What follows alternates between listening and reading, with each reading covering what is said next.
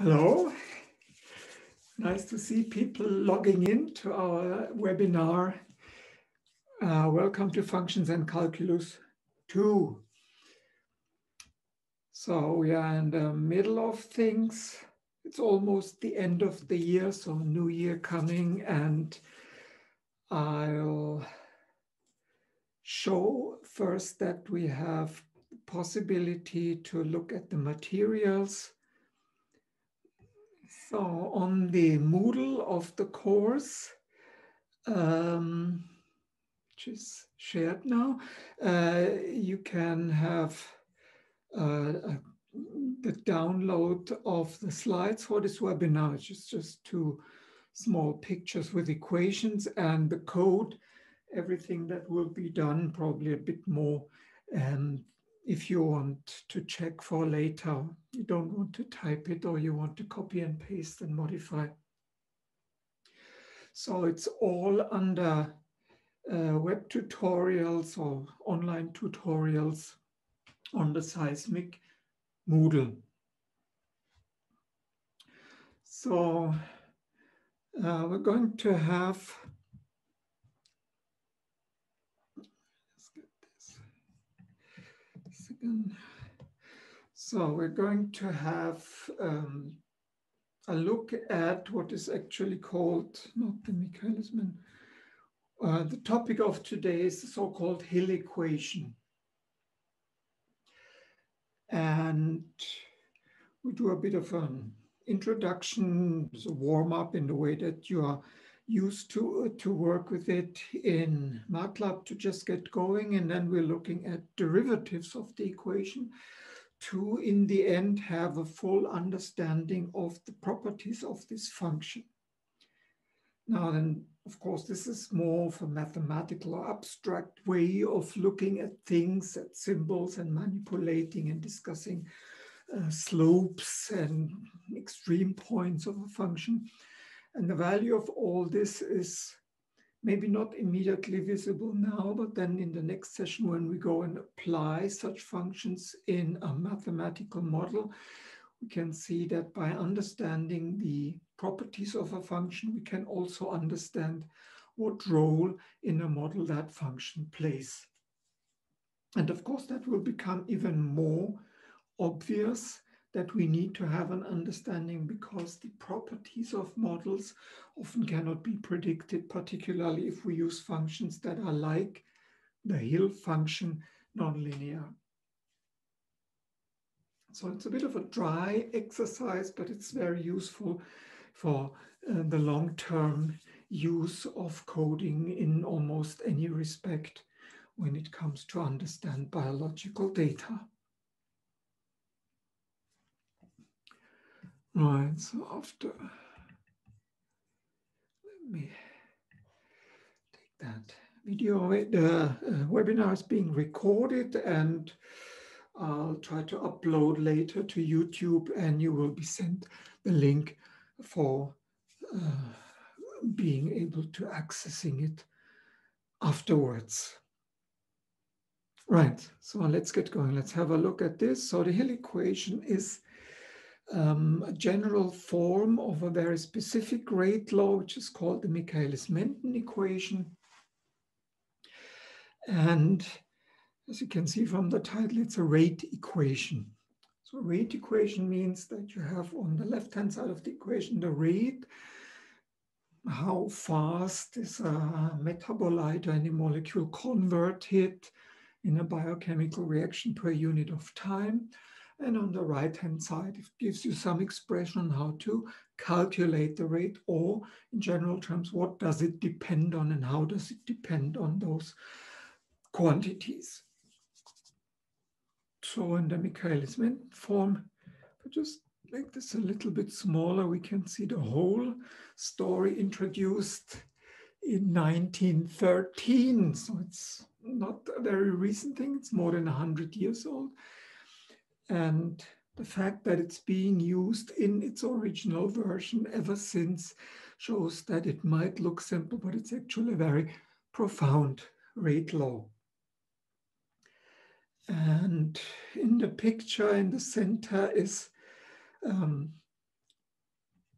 a third person, which is Victor Henry, who Michaelis and Menten credit in their paper as having actually contributed substantially to this idea of describing, in this case, enzymatic reactions, but as we will later see, also many other types of models with that specific type of function.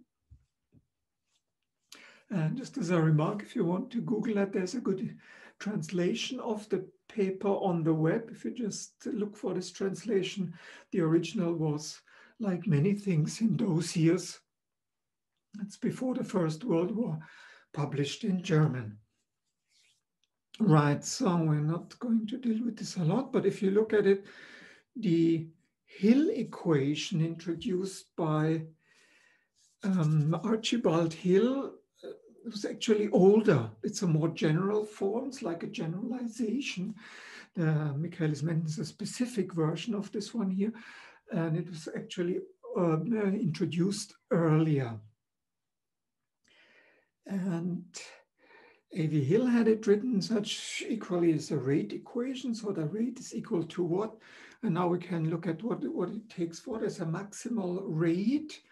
So an internal constant that depends on how you're setting up your system, but something that is sort of unchanged.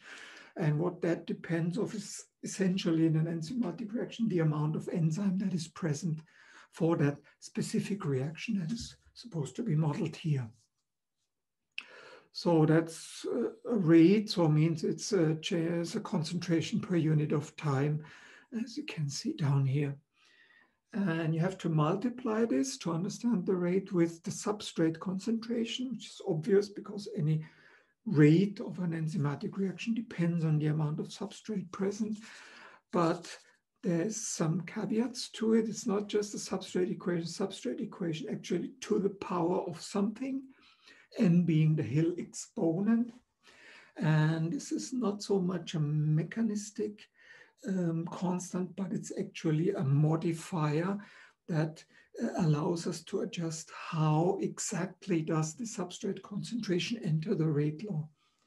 And we'll have a look at this later. And then the whole thing mathematically is divided by a rate called k plus s, or k to the n plus s to the power of n in the Hill version of it with that same Hill exponent. And that is meant to introduce a limiting term that prevents this function from going to infinity. So mathematically, infinity is of course nice, and you can do all sorts of theorems around it in the real world or in the context of biochemical reactions. Rates do not tend to go even remotely to infinity in some sense, but they are limited by certain requirements, like the speed with which molecules can diffuse in a cell is limited, and so on. So mathematically, this is dividing s to the power of n by something that depends on s to the power of n. And you can then see that this has specific nice features that make it valuable as a function for modeling rate equations. And using the knowledge of Vmax and Kn, you can adjust this function to the need, sort of to experimental data. You can use it to adjust to whatever you find experimentally to be the case. So what we want to do now is to have a MATLAB implementation of this formula. So we'll treat it as a formula, like the rate is something fixed on the left-hand side. On the right-hand side is a couple of things. We're going to investigate this and try to understand what shapes that function can have, what that might mean, and then look at in-depth mathematical discussion of the features of that function by looking at first and second order derivative, which is the main topic of this session. And you will see how that connects, how these things all connect and help us to then modify and adjust things with ease once we know those features.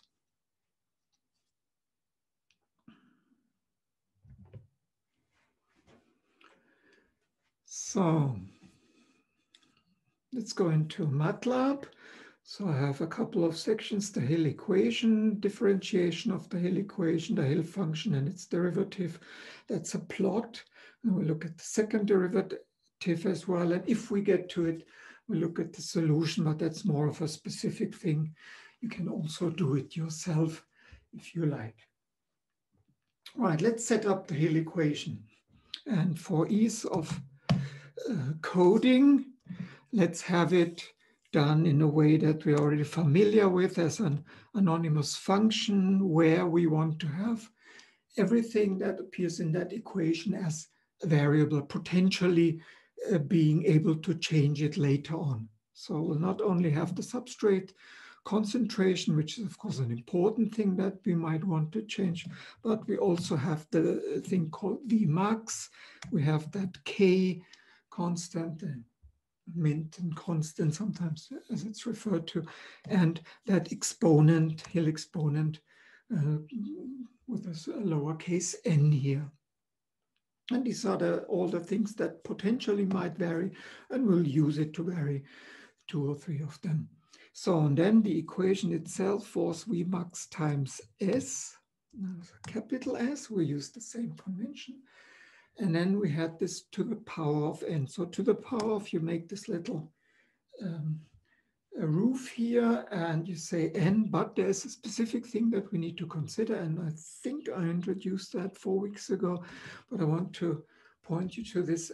The anonymous function is not a continuous thing like in mathematics. You have a continuous definition of a function. Anonymous function, if applied to a specific range, and we want to plot that function later over a specific range, is not continuous but discrete. So discrete means you have many values for which you want to evaluate that function. And to say that you want an operation to be processed element-wise for every value, every element, every value, value-wise or element-wise, you precede that symbol for to the power of by a dot. So the meaning is element-wise execution. And similarly to the division sign, which is the forward slash, you precede that with that period or dot in order to make it clear. It will not cause an error, it will only do a warning. And then we can have k to the power of n, and we add to it s dot to the power of n in the same way. See if it works, and if we execute the code, we can see at the bottom, yes, this function is now known to MATLAB and you can find it in its workspace. So we can suppress any further output. And then we get 2 specific versions. If we now want to plot that, what we want to do is we want to investigate this function with respect to that exponent. I don't know if you have noticed it, but the Michaelis-Menten equation was the same as the Hill equation, except the n was missing. That lowercase n was missing, so means you get the Michaelis-Menten equation if you use the Hill equation, but put n equal to 1. So let's start with this and call it Hill sub 1, just as a variable name to remind us that we have put n equal to 1. And then we need to get this specific version where now our variable is the substrate concentration. So we want to know, what does the function look like as a function of the substrate concentration. And it's called Hill. That was the original. So we take the original, but we put in specific values apart from the variable, which is called S. And I'm just copying that from the text, from the materials 10.1.1. So to understand these values, we have to take the corresponding thing. Let's just shift that over here to have it nicely aligned. So S remains S and Vmax is equal to 10, K is equal to 1, and N is equal to 1. So this is the version of the Hill equation that is identical to the Michaelis-Menten equation. And of course, you remember, then we have to specify limits in square brackets, and we use 0 to 5. So for substrate concentrations between 0 or 5 in some units. Concentration is micromole per liter or micromole per milliliter, whatever you have. Then we do our figure. We don't need to can use fplot directly. And to use fplot, we then say, what do we want to plot? Well, HIL1, that function that we defined, of course, in the limits of limits. Put that up so you can see it all at the same time. And that's our code. So let's see if it works. Have the code executed. And I don't see the function plot. Is that somewhere in the background? It's not.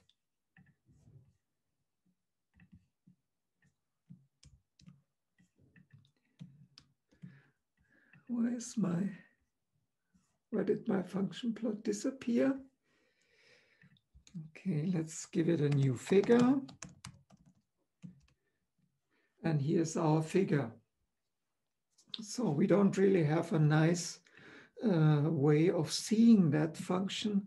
So we need to specify our, as usual, our keyword line width. So that's the way to specify how thick we want that function to be. And it looks nicer this way. So within the limits of 0 to 5, we can see that this function starts from 0 on the left-hand corner, goes up to 8, and we can just very quickly put it to limits between 0 and 50. And if we repeat that from 0 to 50, we can see that it approaches a value that is near 10. This is not a coincidence. This is the Vmax, the maximum rate that you can use. Remember, we're plotting rate on the vertical axis here. So the maximal rate Vmax is 10. So of course, that's where the function will reach when we have substrate concentrations that are very high. Okay, so let's go back to that smaller range between 0 and 5. And let's now have it by using copy and paste. Now use the function HIL4, namely a HIL coefficient, a HIL exponent that is larger than 1. So we use 4. And if we do that, we have a function called HIL4 that now specifies n as being equal to 4. So it's now no longer equal to the Michaelis-Menten equations. And if we want to plot that, we need to, maybe you remember, specify, hold on, don't erase the previous plot. And now copy and paste, plot HIL4 on top of that. So executing the code, you can see now that function has not only changed location where it is, so it's not only been shifted, but it has also qualitatively changed its shape. And this is the important thing. The HIL function has very, very specific feature, namely that of being sigmoidal. Right? You can see that for small concentrations of substrate here on the horizontal axis, it remains near 0, near low values. And then it has a quick ascension towards values that are close to 10, and it remains close to 10 for a long time.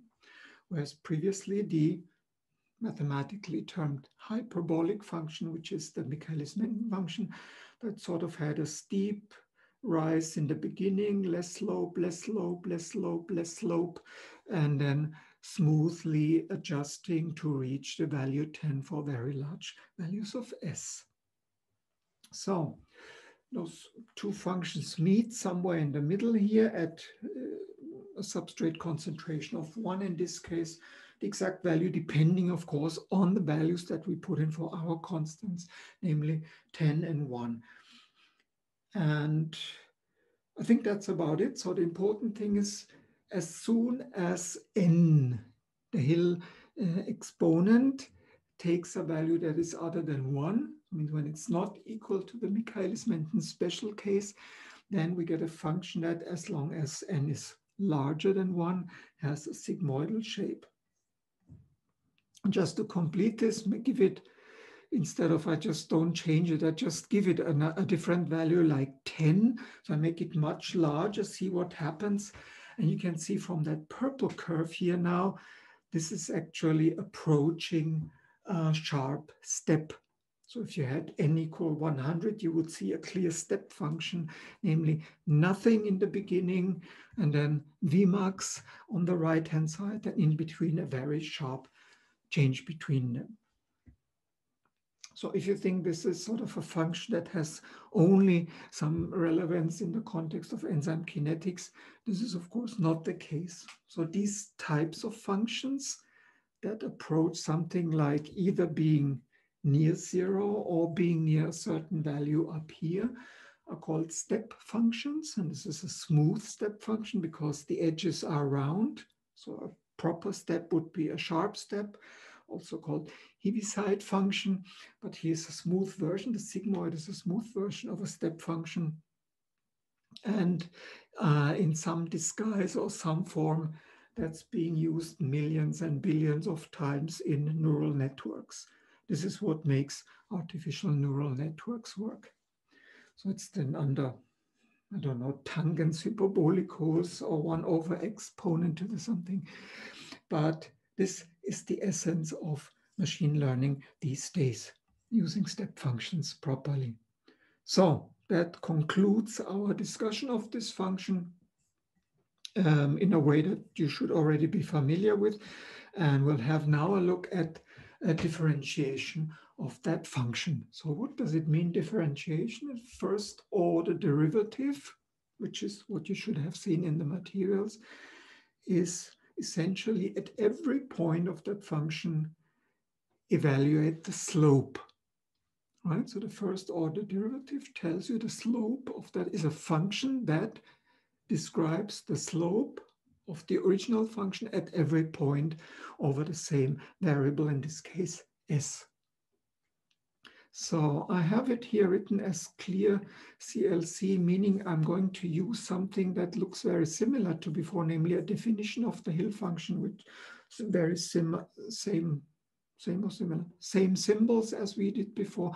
But because I'm now doing it in a symbolic fashion, I want to avoid that MATLAB sort of confuses the two. Right? You remember algebraic and symbolic, and because we are now using both, we need to make sure that we're not confusing names by using the same name for different entities.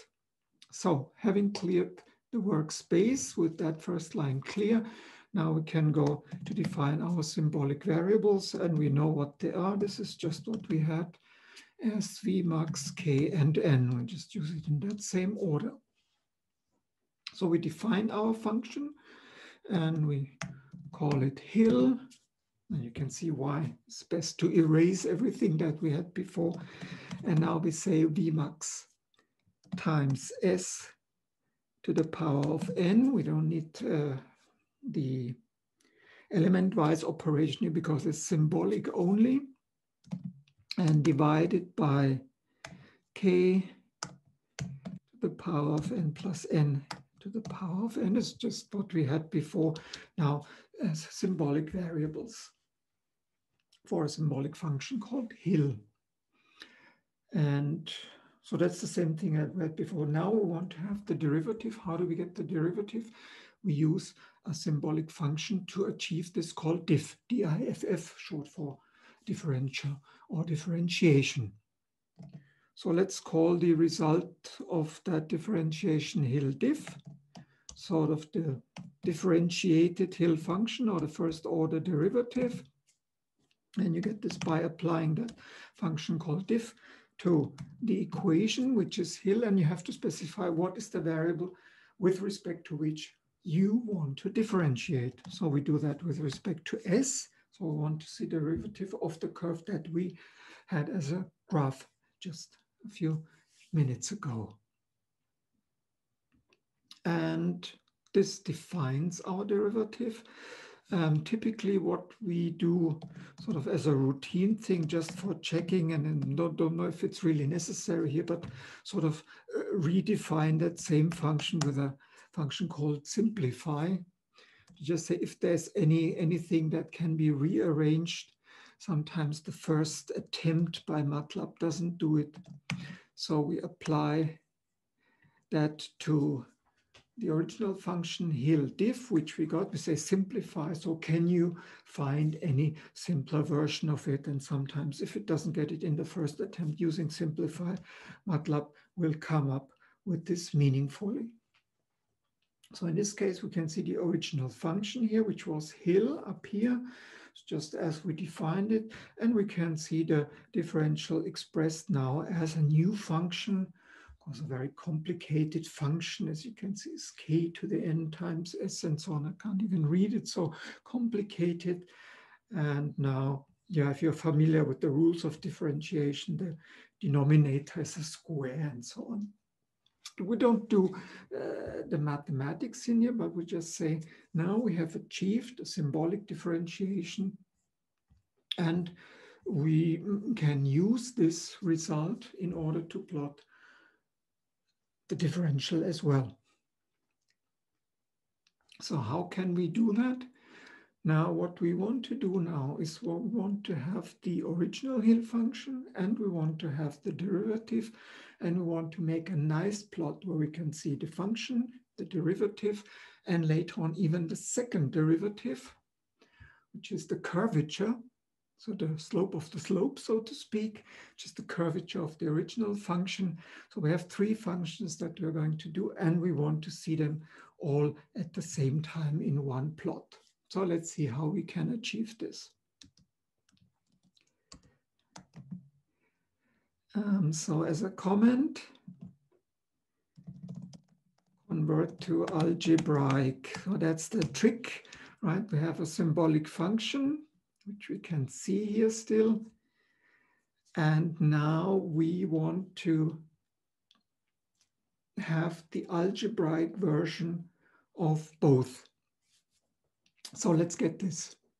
Let's say HIL alg. So that's the algebraic HIL function. I just call it alg, something like this. And the function to do that is that MATLAB. Where is it? MATLAB function. Okay, I can use MATLAB function, and we have to apply that to the original, which was called HIL.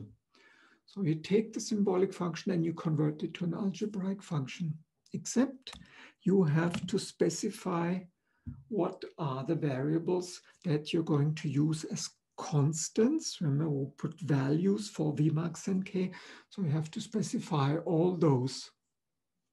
So in MATLAB, we use vars, a keyword argument called vars, short for variables. So these are the things that in principle can vary.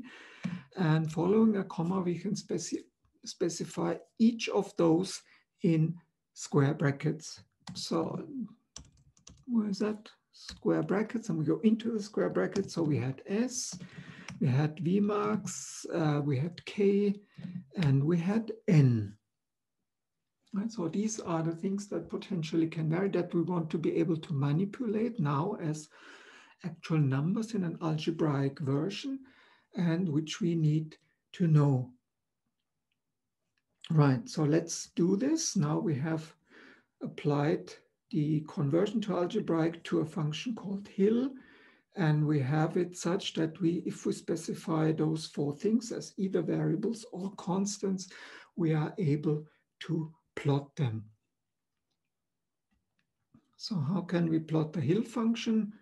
So we define a function, not fun, function number one as function that has a variable which is, as we used before, S. And now we want to use this algebraic version of that HIL function. And that should have S as a variable. It should have 10, 1, and what do we use? Let's use 4, n equal 4. So n, because the last number is n here. If n is equal 4, remember that's the sigmoidal shape of the HIL function. So that's how we want to define it. And of course, you remember now we can use fplot. And we want to plot our function 1. This just go away. And we can specify let's do the limits, and limits was between 0 and, what was it, 0 and 5 or something, 0 and 3. Something like within certain limits, we want to see that function. I have to close parentheses. And of course, just remembering that trouble line width. If we do a line width of 3, that should actually be, so something is not right here when we execute the function, and it seems not to be known properly. So how do I debug that undefined function hil-alg? So have I actually executed that code? I've probably forgot to execute this code to define the function. And now that I have the function, I should be able to plot it. Is that somewhere in the background? Oops. Where is my function plot? So I need to do again, as I did before, figure 1. And now I have my function. Right, so I have defined it, symbolically converted to algebraic, and now I'm plotting it between 0 and 3. And now I would like to go back and do a little bit of a trick, something that maybe is new for you. But in that figure, I want to specify that function. Here, I want to specify that function to be part of a more complex plot that actually has 3 panels. So how can we define panels? We use subplots. So the function subplots with round parentheses for arguments then defines how many panels do you want to plot here. So we say we want to have 3. The function, its first order derivative and its second order derivative. And then which do you want to have them ordered as rows or as columns? So we want to have them as rows, so one below the other. So the first plot would be to define the first row, first column. So we can specify 3, 1, 1 in order to have that first plot. And if we now take this away here and do still not send an error, I need to specify what is undefined function subplots. Okay, that's from a different programming language. It's called subplot. You can see it's that same function that we had plotted before, but it's now on top of that figure, which is expecting to have more plots, namely 3 subplots. So the first subplot defined, this is our original function. Now let's see how we can get our first order derivative.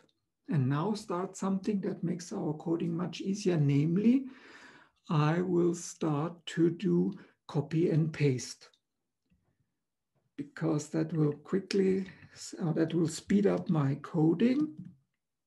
I copy and paste this conversion, namely, if we go back, then we had not only specified hil, but also the first order derivative as a symbolic function. So we can apply what we did to the hil function also to hil diff, which is the first order derivative. And what do we get? Of course, something different.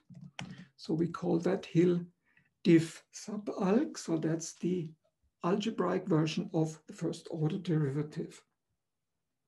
And the variables will be exactly the same as before. So the second line now, basically taking hil diff as an argument, the first order derivative, creating an algebraic version of it. If I execute it, now you can see it. Now I haven't forgotten to execute this code. Now it exists, hil diff algebraic. The algebraic version also exists. So it means we can now go and copy the line where the function is defined. And if I call that function 2, then I have very similar to before, except I need to change the name of the function that is being plotted, which is now hil diff subalg. And of course, I use the exact same constants, right? It's the same function, the derivative of that same original function. Now we don't need to hold on, but we need to create the second subplot.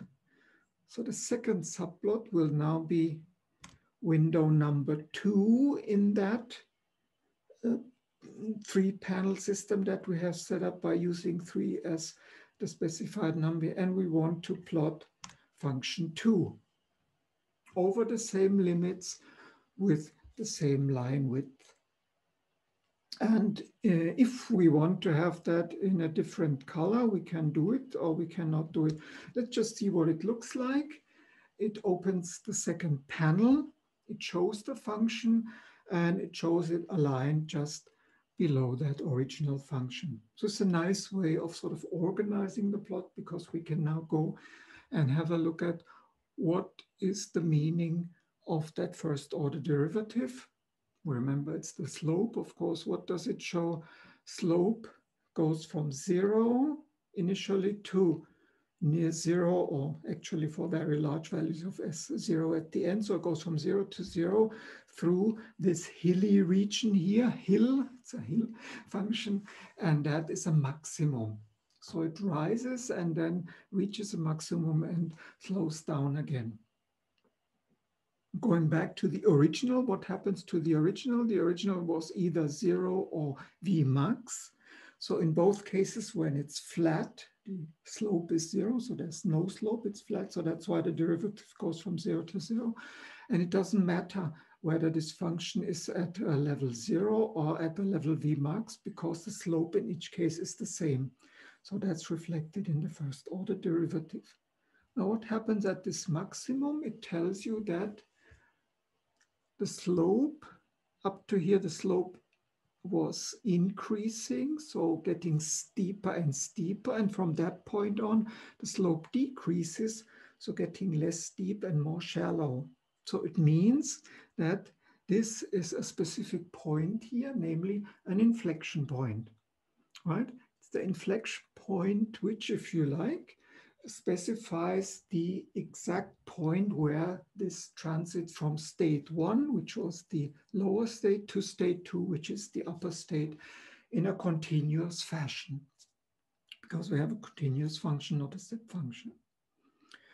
So that would be our function and our first order derivative. Let's try to include in that picture now our third panel, which is the second order derivative. Again, we can use previous code. Why? What is the second order derivative? That is the first order derivative of the first order derivative. So we can go up and see, where did we do that? This is where we did it, right? We differentiated a function and got the first order differential. Now the second order derivative, of course, we don't take Hill, but we can take Hill diff. And then it's not diff, it's the second order derivative. And to simplify it, we can take that second order derivative and reassign it to itself, just to make sure we have the simplest version possible. Okay, now we have it. Now we need to save one line, getting close. Now we need to convert it to a algebraic function. So we take this version here, which is already very similar, and just take this away. If we copy it over here, then the algebraic version of diff2 should be a MATLAB function applied to Hill diff2. Same variables as before, nothing else changes. And of course, we can suppress output by putting a semicolon here at the end. Now, what did we do with that algebraic function? We specified certain values that we wanted to have plotted. And of course, we want to have the same values as before to make the functions comparable. So we define our function, which is now our function number 3. I have to be careful. S will be the same, but which one do we use? Not Hill diff alt, but Hill diff 2 second order derivative, and everything else will be the same as before. So the final step is now we need to plot. And actually we can take that whole code down here to see everything at once. So we have as 311, we have the function 1, 312, we have function 2, and we can now proceed and have as our third panel, 1, 2, 3, is our third panel out of 3, have plotted function number 3 over the same limits. Let's see if it works. And if we execute the code, actually nicely done, we get as a result, we get nice plots of those functions over the same range, comparable, maybe not quite, the vertical axes are not the same, and the horizontal axis is the same because we have specified limits the same. We can see that the vertical axis changes a little bit, so it's very similar for the first order derivative, but second order derivative changes. Now to come to sort of an overview, of course, we had a discussion of how the first order derivative relates to the original Hill function, saying what are the stable states, what is the maximum down here, and how does it relate to the inflection point? Well, it comes up at the same substrate concentration. Now, if we go to the second order derivative, of course, the function about slopes and so on applies the same, except now we take this function in the middle as our original function, say, how does the slope change? So slope starts at 0 and ends at 0. So the second order derivative also goes from 0 to 0. As long as the slope is increasing, so whether it's strongly increasing or slowly increasing, as long as the slope here is positive going up, of course, second order derivative is up. And again, we can see a maximum in the derivative, meaning there's an inflection point in the first order derivative at about this point where the second order derivative has a maximum.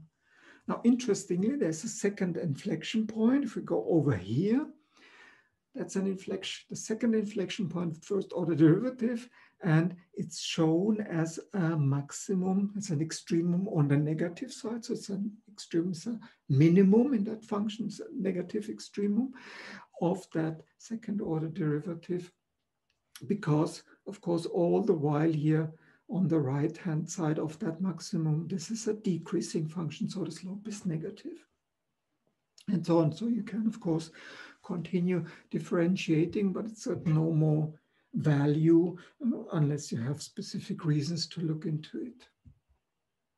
Now, one thing that we can do here is to look at what does the inflection point in the original, which was a maximum in the first order derivative, mean in terms of the second order derivative. And this is something that is actually exploited in function discussion or in changing those things. Namely, this is something that's very convenient. The second order derivative at the inflection point has a value. I think you can probably guess it a little bit if you draw an imaginary line here, which is it crosses at 0. So at 0 is a maximum of the first order derivative, is an inflection point in the original function.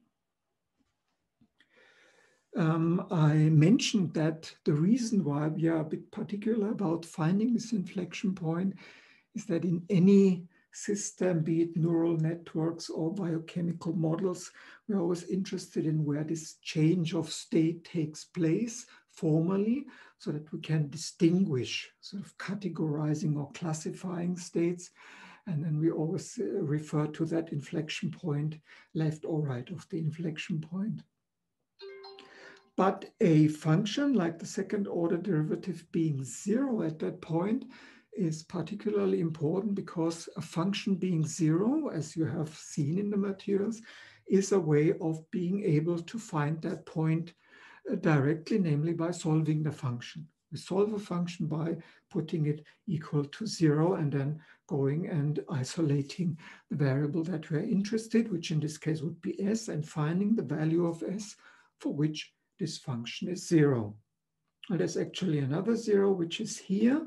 For s equals 0, it will also be 0. And there might be a third 0 for infinity. So if we go very far to the right, that function should also reach 0, because we are not interested in values of infinity that we will never reach.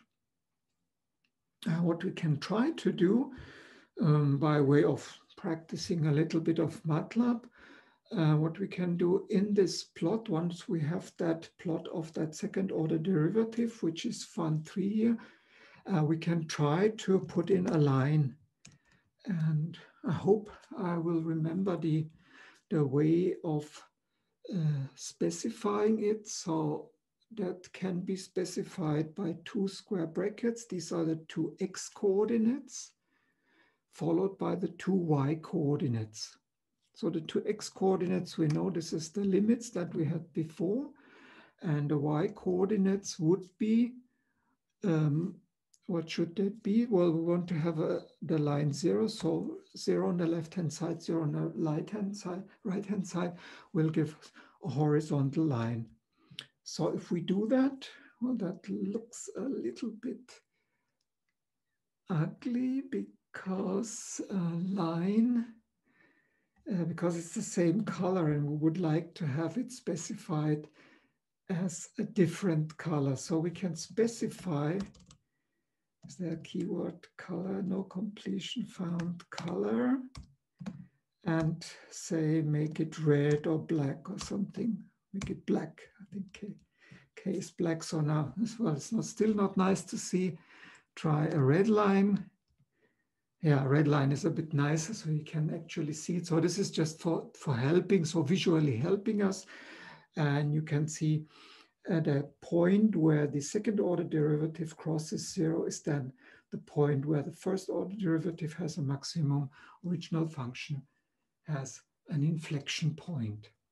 So what we could do is we can try to specify what will that value be. So if we take S of the inflection point to be the name of that coordinate, so where in S coordinate, where on the horizontal axis is that point exactly, we can try to get that point by using a function called fsolve. So that's the function solve. And we know which function we need to solve, right? What we need to solve is that second order derivative. So that function down here. But in MATLAB, that has a name. It's called function 3. So we can put in fsolve for function 3. We only need to specify a starting value. Maybe remember that's always for anything when you want to have a numerical solution, and you know function 3 is an algebraic function. MATLAB needs to know what value to start with. So if we just give it some random name like 1, some random value just like 1, we can see if that helps it to specify the solution, and it does help. So with our initial guess of starting point 1, it iterated and found the solution, the point where substrate concentration is such that the rate, or the second order derivative of the rate, is equal to 0. So that point is located at a value of 0.88. What is that, right? So 0.88, if you look on the coordinate axis here, is somewhere less than 2. So that's the point here, which means we know where the maximum first order derivative is, and we know exactly where that inflection point is related. Okay, that's almost everything that you can use, of course, then in terms of biochemistry or biochemical model. We will not conclude by knowing what is substrate concentration, but what is the rate for which we have for the specific enzymatic reaction at the substrate concentration. And the rate I didn't put it here. You can use Y label to specify it. Shall we try to do that? So in our function number 1, that would be Y label. And we can use quotes to specify the text, which is rate. So here's the rate. So we want to know what speed is actually achieved at this value where the inflection point is, sort of the half speed, half maximum speed, if you like, and we can calculate that.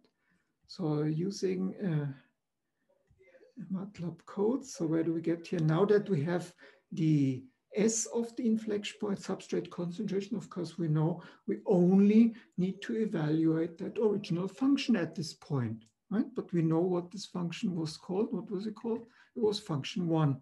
Was our original plot was function 1. So this is function 1.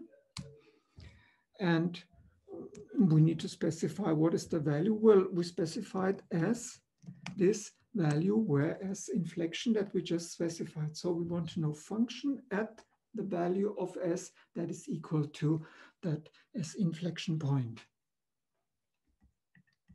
Okay, let's just do it. And you can see the result shows immediately in our command window below.